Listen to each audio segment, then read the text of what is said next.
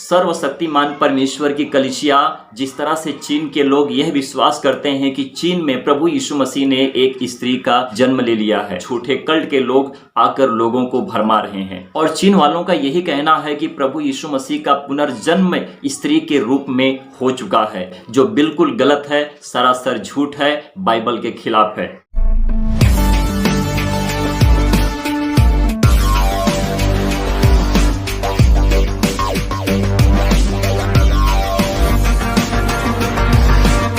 मेरे प्रियो, सबको जय मसीह की। प्रभु आप सभी को आशीष दें, परमेश्वर की महिमा हो। तो प्रियो, जिस तरह से हम देख रहे हैं इस पृथ्वी के ऊपर हर कोई अपने आप को मसीह कहलाता है और वह कहते हैं कि हम प्रभु यीशु मसीह की तरफ से आए हैं, परमेश्वर के वचन को लेकर आप सभी लोगों तक आए हैं, परमेश्वर के वचन को बता रहे हैं।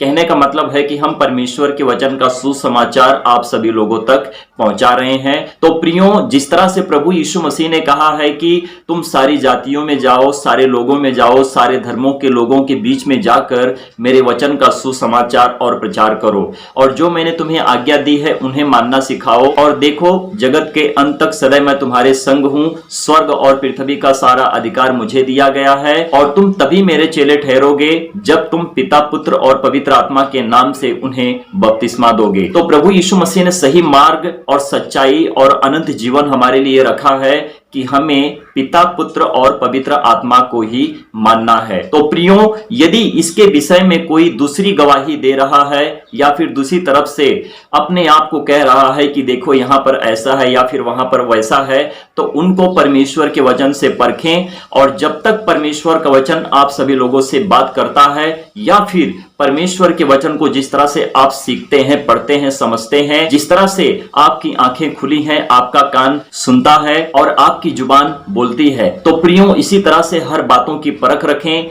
बाइबल की गवाही, सत्य की सच्चाई और हमारे लिए किस तरह से परमेश्वर ने रखा है कि हम इसको समझ सकें और लोगों तक सही शिक्षाओं को पहुंचा सकें। हम इसी से जाने जाते हैं कि हम सही प्रचारक हैं या फिर झूठे प्रचारक हैं।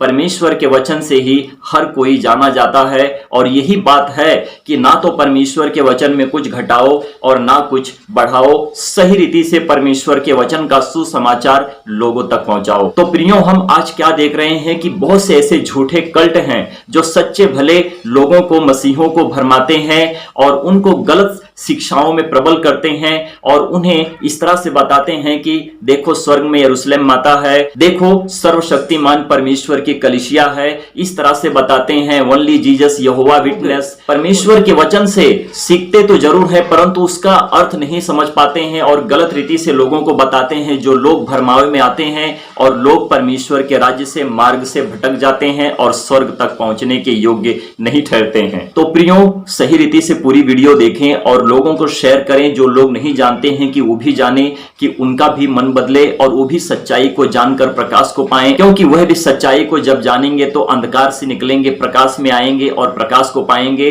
जगत की ज्योति प्रभु यीशु मसीह जो हम सभी के साथ रहते हैं। तो प्रियो, अच्छी बात है कि हम यहाँ पर कुछ सीखेंगे और समझने की कोशिश करेंगे। तो सबसे पहली बात यह है मेरे प्रियो कि जो यहोवा विटनेस से होते हैं वो सिर्फ यहोवा को मानते हैं, वह सिर्फ पुराने नियम की व्यवस्था को मानते हैं और उसी पर चलते हैं, और उनका विश्वास पिता, पुत्र और पवित्र आत्मा के ऊपर नहीं है। तो इनसे सावधान रहें और इनसे बहुत दूर रहें। तो मेरे प्रियो, इनका भी ईसाई धर्म है जो 19वीं सदी के अंत में एक होकर अमेरिका राज्य में शुरू हुआ था, और यह लोग यहोवा विटनेस वाले हैं, सिर्फ यहोवा को मानते हैं, पिता, पुत्र और पवित्र आत्मा को नहीं मानते हैं। तो इनसे आपको सावधान रहना पड़ेगा। और जो पिता, पुत्र और पवित्र आत्मा के ऊपर विश्वास नहीं करता है, नहीं मानता है, अवश्य है कि वह परमेश्वर तक कभी भी नहीं पहुंच सकता है, क्योंकि इसके विषय में प्रभु यीशु मसीह ने कहा है, मार्ग मैं हूं, सत्य मैं हूं, जीवन मैं हूं, जो कोई मेरे पास आएगा वही परमेश्वर तक पहुंचेगा। तो प्रियो, हमें ध्यान रखना है, पिता, पुत्र और पवित्र आत्मा के नाम से ही बपतिस्मा लेना है, और पिता, पुत्र और पवित्र आत्मा के नाम से ही हमको विश्वास करना है, और पिता, पुत्र और पवित्र आत्मा के नाम पर बताए हुए मार्ग पर चलना है, जिस तरह से प्रभु यीशु मसीह ने हमारे लिए बता दिया है। जब प्रभु यीशु मसीह मारे गए, गाड़े गए, क्रूस पर चढ़ाए गए, जब पुनर्स्थान जीवित हुए, तो उन्होंने कहा था कि तुम सारी जातियों में जाओ, सारे धर्मों के लोगों में जाओ और उनको मेरे वचन को सुनाओ, जो मैंने तुम्हें आज्ञा दी है उनको मानना सिखाओ, और जो माने उन्हें पिता पुत्र और पवित्र आत्मा के नाम से बपतिस्मा दो। देखो, स्वर्ग और पृथ्वी का सारा अधिकार मुझे दिया गया है और मैं जगत के अंत तक सदैव तुम्हारे संग हूं। तो यह प्रभु यीशु मसीह ने सारी बातों को बता दिया है। इस बात में अगर आपके पास, आपके घर के पास, आपके आजू बाजू में कोई आकर सुसमाचार परमेश्वर के वचन को बता रहा है और कह रहा है कि तुम यरूशलेम माता को मानो, यहोवा विटनेस को मानो, ओनली जीसस को मानो, और उससे जानने की कोशिश करें क्या ये सही रीति से बाइबल के वचनों से ही हमको बता रहा है, तो कृपया करके आप इस बातों को ध्यान रखें। यहोवा विटनेस को आपको नहीं मानना है। और जो दूसरी बात में हम जानने की कोशिश करेंगे यहाँ पर ओनली जीसस के विषय में है। इनका कहना है कि परमेश्वर सिर्फ एक व्यक्ति है, वो तीन नहीं हो सकते हैं और ना तो तीन है। और ओनली जीसस वाले सिर्फ प्रभु यीशु मसीह को मानते हैं और पिता पुत्र और पवित्र आत्मा को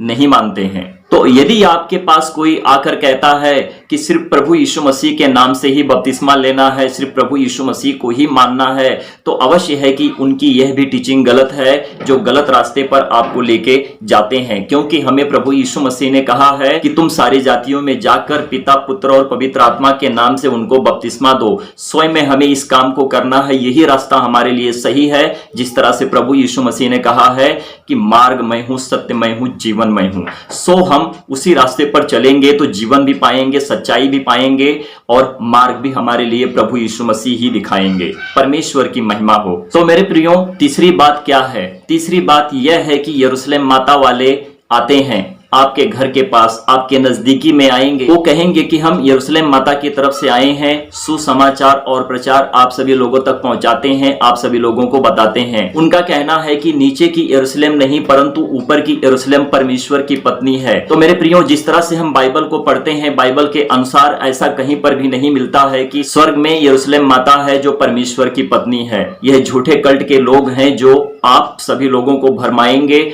आपको परमेश्वर के वचन और उसकी सच्चाई से, उसके मार्ग से आपको दूर कर देंगे। तो कृपया करके इनके ऊपर ध्यान रखें, बाइबल के वचन को परखें और इनसे बात करें। सो इनसे अपनी दूरी बनाए रखें, क्योंकि यह लोग भरमाने वाले हैं। जिस तरह से हम मत्ती की पुस्तक अध्याय 24 को पढ़ते हैं, वहां पर प्रभु यीशु मसीह ने कहा है, मेरे नाम से बहुत से उठ खड़े होंगे, कहेंगे कि मैं मसीह हूं, परंतु तुम इनसे सावधान रहना, इनसे चौकस रहना और अपने आप की दूरी इनसे बनाकर रखना, क्योंकि यह पल भर में आपको भरमा देंगे। तो शैतान बहुत चतुर और चालाक है, इनसे सावधान रहें और इनसे अपनी दूरी बनाकर रखें, क्योंकि परमेश्वर का वचन दो धारी तलवार है, मनुष्य के गुदे गुदे को और उनकी हड्डियों को छेद करता है। सो हमें क्या करना है? हमें परमेश्वर के वचन पर विश्वास करना है, झूठे कल्टों से हमें दूरी बनाकर रखना है, इनको अपने दरवाजे से बाहर निकाल देना है। तो मेरे प्रियो, ना तो परमेश्वर की कोई पत्नी है, ना परमेश्वर किसी का पति है। परमेश्वर अकेला है, महान है, प्रभु है, सर्वशक्तिमान परमेश्वर यहोवा राजा हमारे जीवन का उद्धार करता प्रभु यीशु मसीह है। आमीन। तो मेरे प्रियो, चौथी बात क्या है? सर्वशक्तिमान परमेश्वर की कलीसिया, जिस तरह से चीन के लोग यह विश्वास करते हैं कि चीन में प्रभु यीशु मसीह ने एक स्त्री का जन्म ले लिया है, जो बिल्कुल गलत है, सरासर झूठ है, बाइबल के बाहर है, बाइबल के खिलाफ है। जो इस तरह से लोग, झूठे कल्ट के लोग आकर लोगों को भरमा रहे हैं। और चीन वालों का यही कहना है कि प्रभु यीशु मसीह का पुनर्जन्म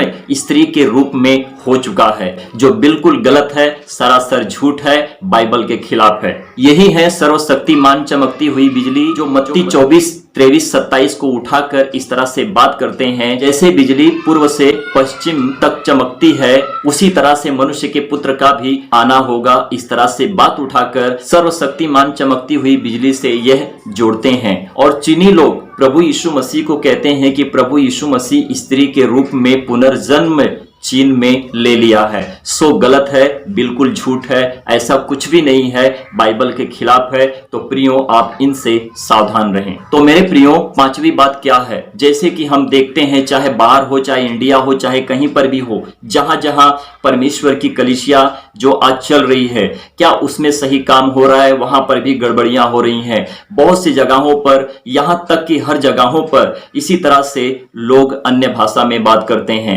उनका कहना है कि जब हम अन्य भाषा में बात करते हैं, रबा रबा सबा सबा लबा लबा में जब हम बात करते हैं, तो हमारी भाषा को ना कोई मनुष्य समझता है, ना स्वर्गदूत समझता है, ना हम समझते हैं। सिर्फ परमेश्वर ही जानता है, परमेश्वर ही समझता है। ये लोगों को मूर्ख बनाने का काम है।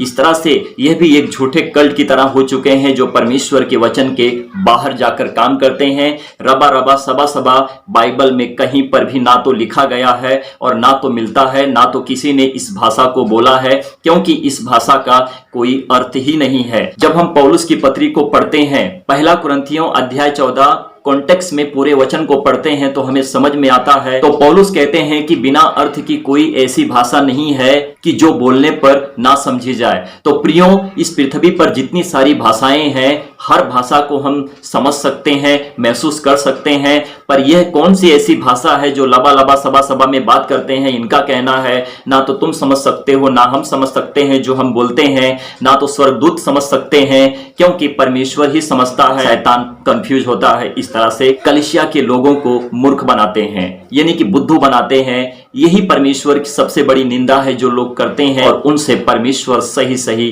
अंत के दिनों में अवश्य है कि न्याय करेगा। तो मेरे प्रियो, सही बात, परफेक्ट बात हमारे लिए यही है कि जो पौलुस ने बाइबल में गवाही दी है कि हमें अन्य भाषा में बात करना है, अवश्य है कि हमको करना चाहिए। और हम जब अन्य भाषा में बात करेंगे तो कौन सी भाषा में? मेरे प्रियो, रबा रबा सबा सबा ये कोई भाषा नहीं है। अगर इस भाषा का जब कोई अर्थ ही नहीं है तो यह शैतान की ही भाषा समझी जाती है। जिस भाषा का कोई अर्थ नहीं है, वह भाषा क्यों करके बोली जाएगी?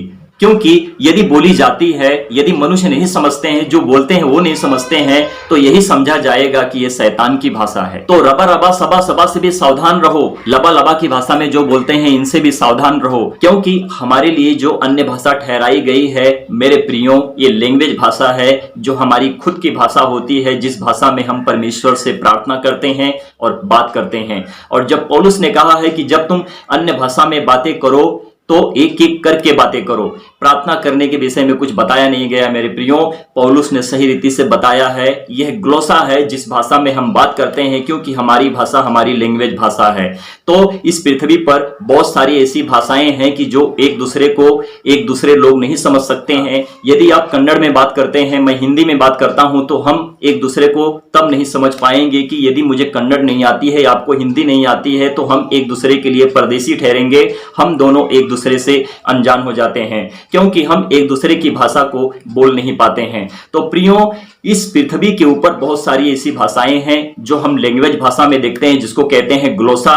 ग्रीक यूनानी जो भाषा होती है, हम उसको देखते हैं, समझते हैं, तो हमें पता चलता है कि परमेश्वर ने इस पृथ्वी के ऊपर सारी भाषाओं में यदि गड़बड़ी डाली है तो समझने का मौका भी दिया है। परंतु जो रबा रबा सबा सबा में बात करते हैं, ये कहते हैं कि जब हम बोलते हैं तो हम खुद नहीं समझते हैं, जो लोग बैठेंगे वो भी नहीं समझते हैं, शैतान भी नहीं समझता है, परंतु परमेश्वर ही समझते हैं, क्योंकि शैतान कंफ्यूज हो जाता है। तो मेरे प्रियो, शैतान कंफ्यूज नहीं है, ये मनुष्य कंफ्यूज हैं जो आपको कंफ्यूज करके रखे हुए हैं। तो इनसे भी सावधान रहें और इनसे भी अपनी दूरी बनाएं। यदि कोई आपसे कहे कहां पर लिखा है कि जब हम रबा रबा सबा सबा में बात करते हैं यह शैतान की भाषा है, तो आप उनसे यह बात उठाओ कि यह भी साबित करो कि बाइबल में कहां पर लिखा है कि तुम रबा रबा सबा सबा में बात करो। बिल्कुल गलत है, बाइबल के खिलाफ है।